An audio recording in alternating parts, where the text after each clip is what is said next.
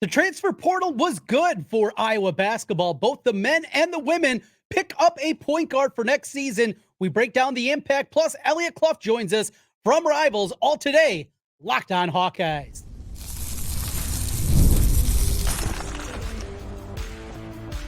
You are Locked On Hawkeyes, your daily podcast on the Iowa Hawkeyes. Part of the Locked On Podcast Network, your team every day. Hey, I'm Trent Condon, and this is the Locked On Hawkeyes podcast. Thanks for making Locked On Hawkeyes your first listen every day. We're available wherever you find podcasts. You can also find us on YouTube. While you're there, make sure you hit that subscribe button. Helps us get in front of more Hawkeye fans. Today's episode is brought to you by Monopoly Go. I admit it, I have a competitive side, and it's a big fan of Monopoly Go, the mobile hit twist on classic Monopoly. So join your friends and download Monopoly Go now free on the App Store or on Google Play.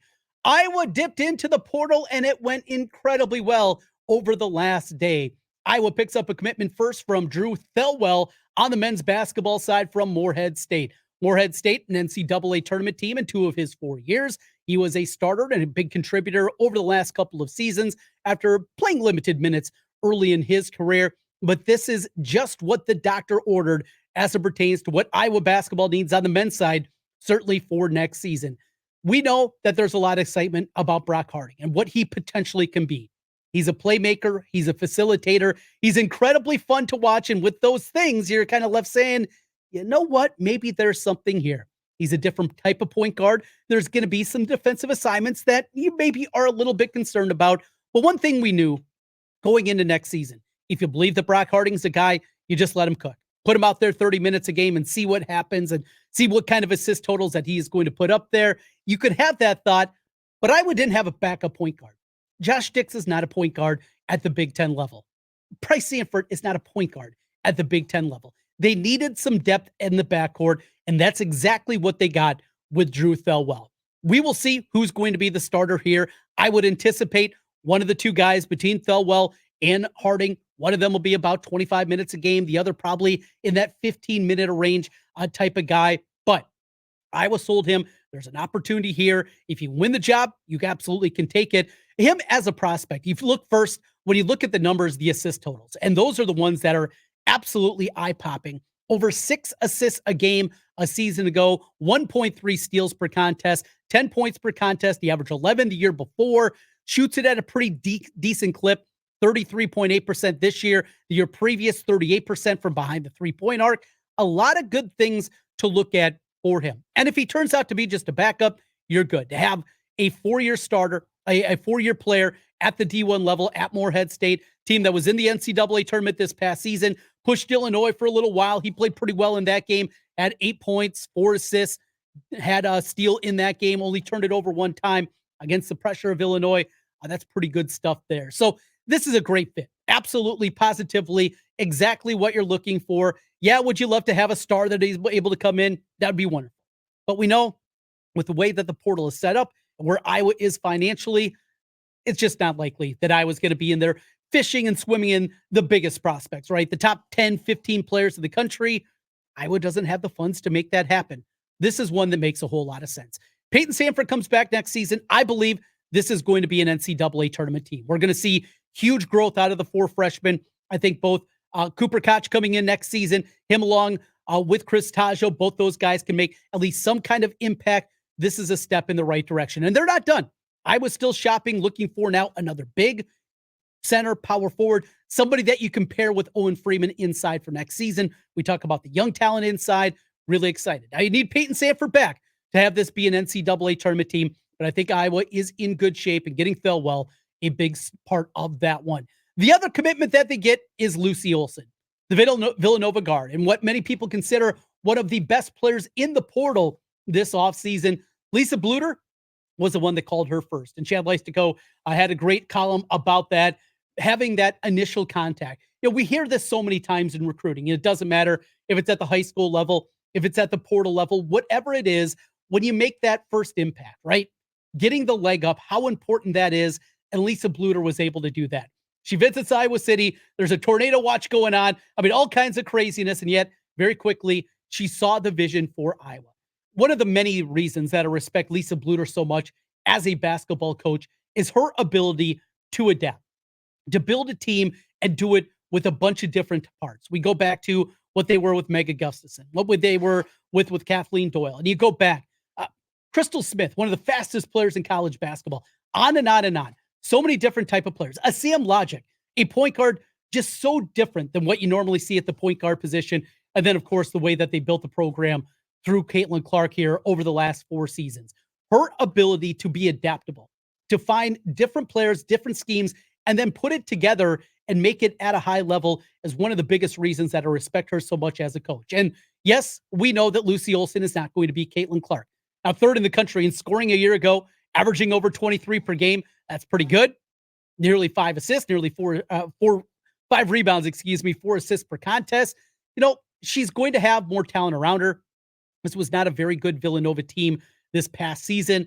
They lost Maddie Siegrist, the number 3 pick a year ago, to the WNBA. It was very much a rebuilding year, yet Olsen took the reins, taking over a superstar from Siegrist in her own right and did at an incredible high level. They made a deep run in the WBIT. They made it all the way to the championship game where they eventually fell to Illinois in that one. She had a great run, a great tournament, had wins, had 29 points in a win against VCU in the first round, 30 against Virginia, 21-6-6 against Penn State in the semifinals, and then had 22-6-5 in the loss to Illinois. She's a different type of guard, doesn't have the same kind of range, certainly as Caitlin Clark. Very few do.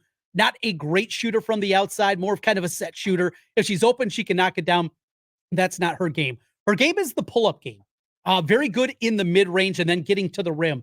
At 5'9", that's going to be a little bit different, but I have confidence that Lisa Bluter, Jan Jensen, Coach Stamp, Raina, the whole group fits. They're all going to put it together, and they're going to come up with the scheme here. And now you think of the way that they're going to be built. All right, Olsen, really good playmaker, good with the ball in her hands, her ability to get into the paint. Shooters on the outside. We know Sydney Folter and kind of that Swiss Army knife, how good she is and what she can do. That's really exciting. Taylor McCabe, now her minutes are going to go up next season. What she'll be. Feuerbach also in that backcourt. And then what they do up front. Now, there's a decision to be made. Do you go back traditional this season because this is going to be a more traditional team? And is it Ava Hayden, the 6'4", top 50 freshman coming in next season? Is she your starter at the center position? And then you play Stulke at the 4. Is it maybe potentially Addie O'Grady? We saw times, we saw minutes, we saw her as a starter earlier this season. And is there one more rung up that she can go this season? A potential there. A lot of moving parts, a lot of opportunities, but at minimum, with the addition of Lucy Olsen, Iowa next season, not just an NCAA tournament team, I think a real chance to make another run and at minimum, get to the second weekend of the tournament and another Sweet 16 team. I think the potential certainly there for this women's basketball team. Very exciting time in basketball. We got a lot going on. We're going to break it down with our guy, Eliot Clough from Rivals. He's going to jump on. Go Iowa Awesome. We're going to hear from him a little bit, break things down, get into these transfer portal prospects a little bit deeper, what he's seen. I know he's had an opportunity to talk to a lot of people. There's more portal news. We're going to talk some football, the spring game, open practice coming up on Saturday. We're going to get into that with Eliot as we continue. This is the Locked On Hawkeyes Podcast. Today's episode of Locked On Hawkeyes is brought to you by Yahoo Finance. Wouldn't it be great if you could see all of your investments and retirement accounts in one place? With Yahoo Finance, you can consolidate your views from multiple accounts into one hub and access the expert analysis you need to tend to your portfolio the whole way through with confidence. When it comes to your financial future, you think you've done it all. You've saved, you've researched, you've invested all that you can. Now you can take those investments to the next level with a great financial institution, and that is Yahoo Finance. For more than 25 years, Yahoo Finance has been the brand behind every great investor. Whether you're a seasoned investor or looking for extra guidance, Yahoo Finance gives you all the tools and data you need in one place. And with a community of over 90 million users each month, their real strength is helping you on your way to financial success. For comprehensive financial news and analysis, visit the brand behind every great investor, yahoofinance.com. The #1 financial destination, yahoofinance.com. Once again, that's yahoofinance.com. Hawkeyes.com.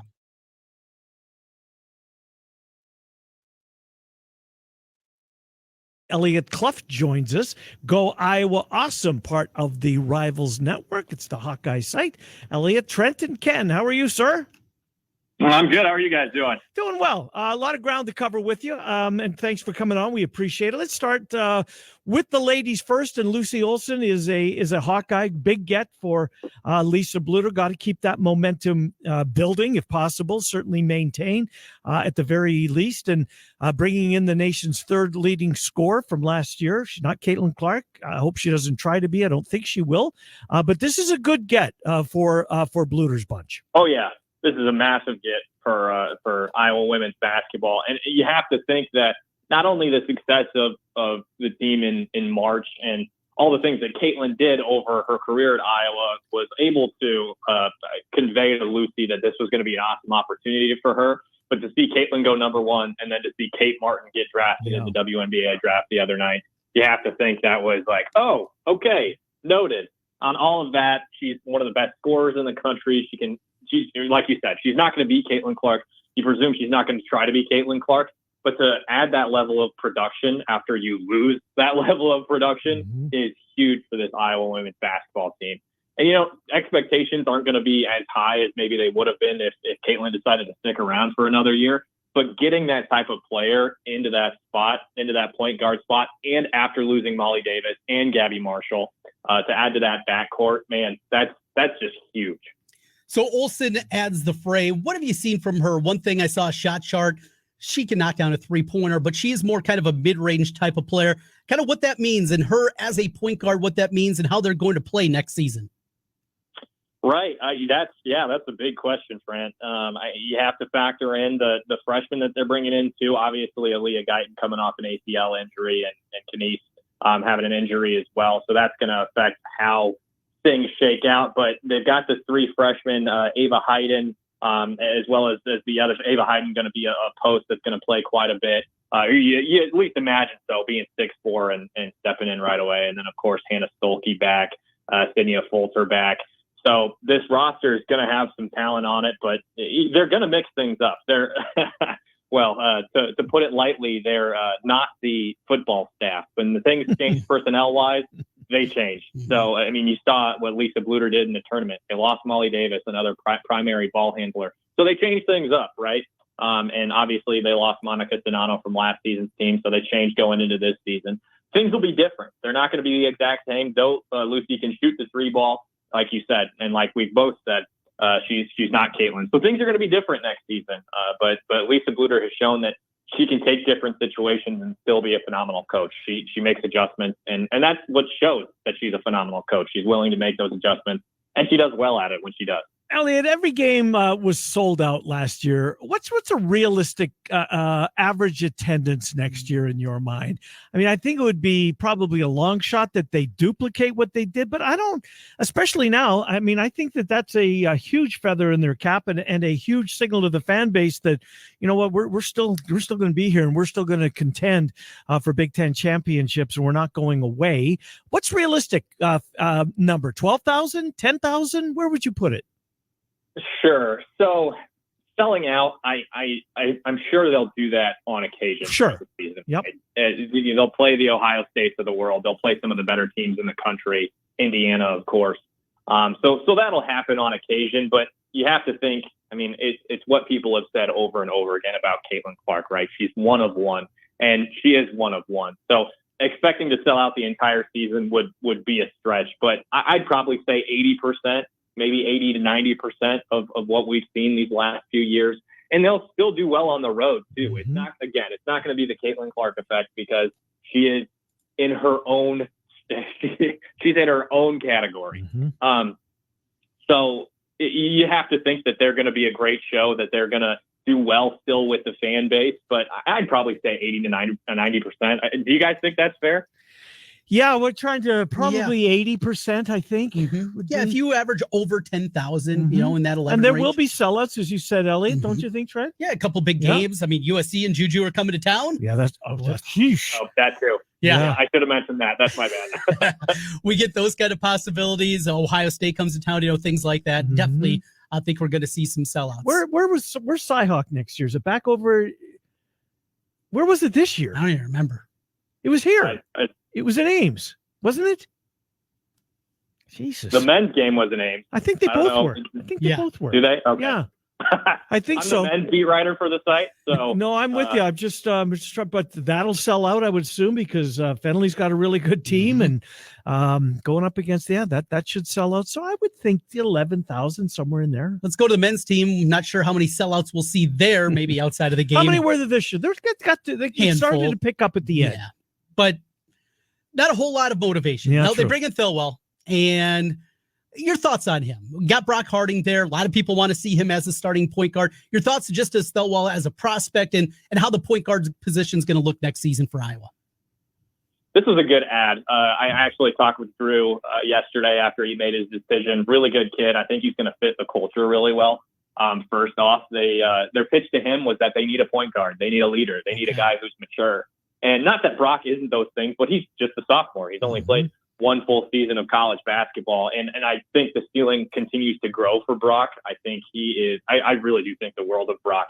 I think they're going to complement each other really well, though. I mean, Drew has won all 4 years that he was at Morehead State. He went to the NCAA tournament as a freshman, and this last season where they gave Illinois hell in the first round. Of course, Illinois pulled away because that's a really good basketball team, but they did give him a good run in that first round as a 14th seed. But Drew is a guy who really orchestrated the offense for the Eagles last season.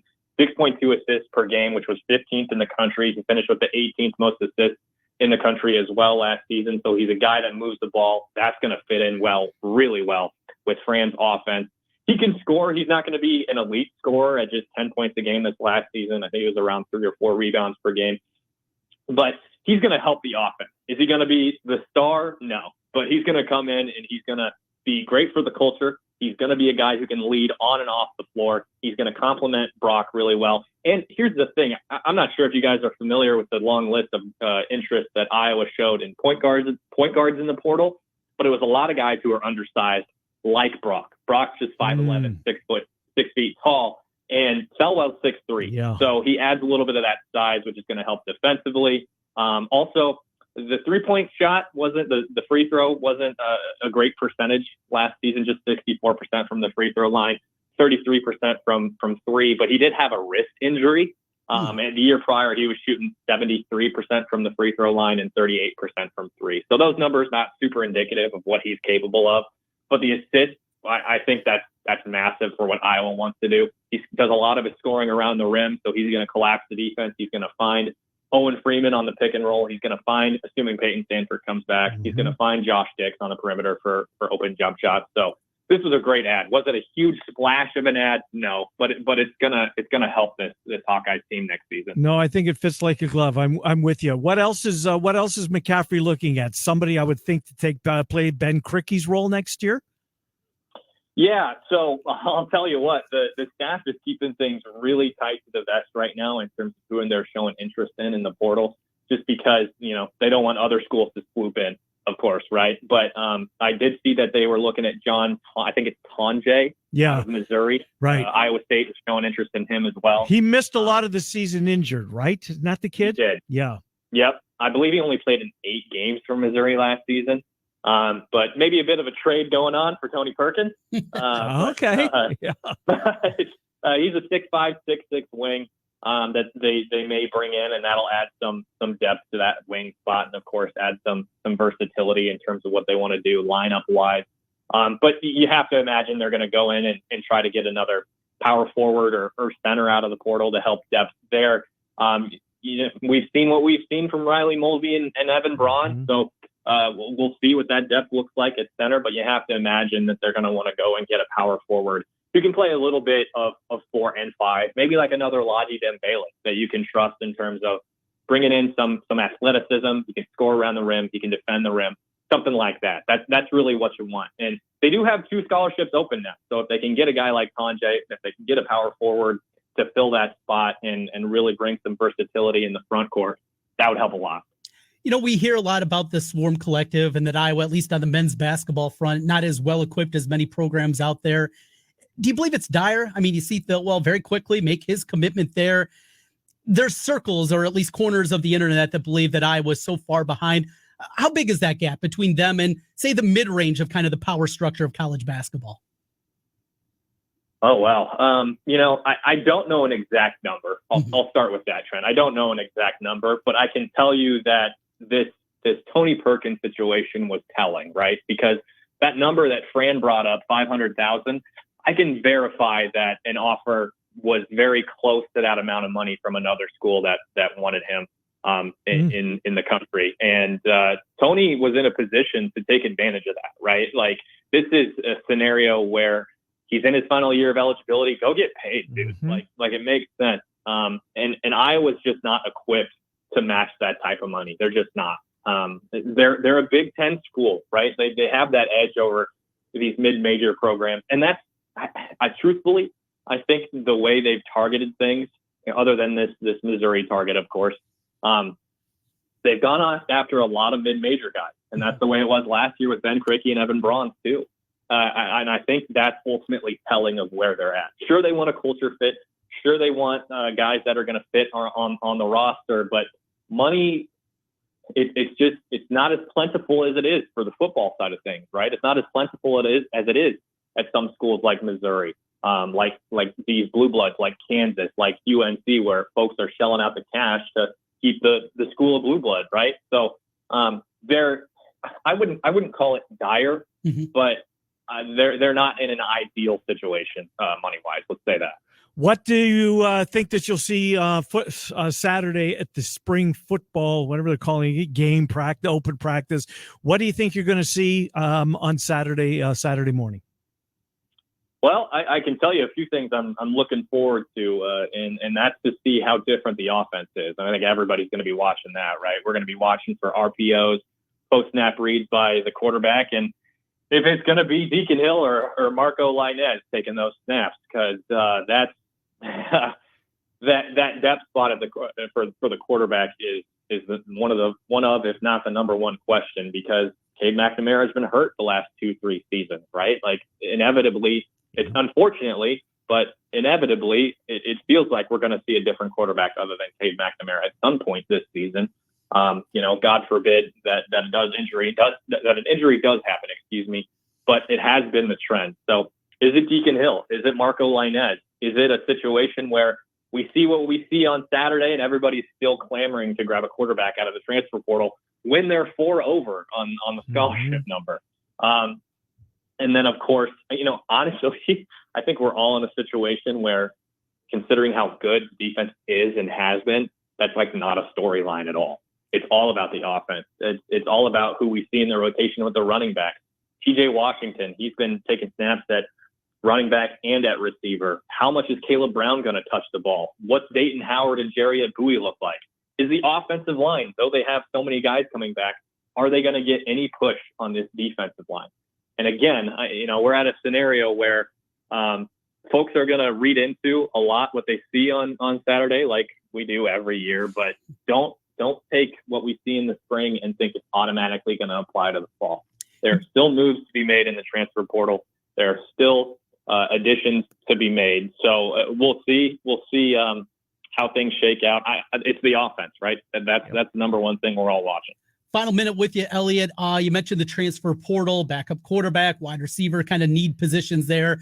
How active has Iowa been? Is this going to be maybe a little bit more of a wait and see approach here as soon as they get through Saturday? What are you hearing on the recruiting front? Right. It's just got to be a wait and see, just because they are strapped for scholarships right now. We've got to see if guys enter the portal after Saturday, if they see the writing on the wall. Oh, I didn't get the snaps I wanted to. I think this is telling. If this is a situation where the staff feels the need to medical a couple guys or to tell them to move on, which isn't that latter thing isn't Iowa's MO. But when you're in a situation where you're strapped for scholarships, you got to go get some talent. Maybe things change, right?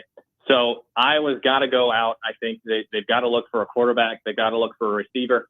And if you can get a left tackle, man, I mean, losing Caden Proctor, even though you had him for about 20 minutes, hurts. And Mason Richmond just flat out hasn't been good enough at that left tackle spot. So if you can go out and get a left tackle, you add a left tackle as well. And don't forget, obviously we're not positive where the scholarship situation is going to be, but defensive tackle depth is a question mark going into this season too.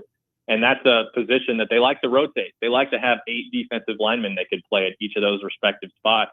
And though Aaron Graves and Y.A. Black are awesome, and of course you've got Jeremiah Pittman in there, Luke Gaffney's in that 4th spot. If you can add some depth at the defensive tackle spot, you go get it. Yep, can't have enough of them. I totally agree with you. Eliot Clough, go Iowa, awesome, part of the Rivals Network. Eliot, thanks for jumping on. Appreciate it. We'll talk to you down the road. Thank you, Eliot. Definitely. Thanks, guys. Thank you. Go Iowa, awesome, Eliot Clough. Big thank you to Eliot for joining us earlier today on Miller and Condon, and here for you on the Locked On Hawkeyes podcast. All right, as we continue, Caitlin Clark, how about this shoe deal? Have you seen the money coming Caitlin's way? It is a monster. How much? We'll tell you next. We continue. This is Locked On Hawkeyes. We've all been there, either as a player or a fan. It's halftime. The scoreboard's not looking good. You're feeling low. Not sure you or your team can pull out a win. That's when you dig deep. Lift your head up and say to yourself, time to get back in the game. Pull off some bank heists and take as much of my friend's money as I possibly can. That's right. The smash hit mobile game Monopoly Go lets you compete with your friends and get the most riches and the biggest empire. It's the Monopoly you love, but on your phone anytime with lots of new twists, including leaderboards to compare your progress to your buddies. There's so much to do. Play on countless dynamic Monopoly boards. Make your friends bankrupt by smashing their landmarks with a wrecking ball.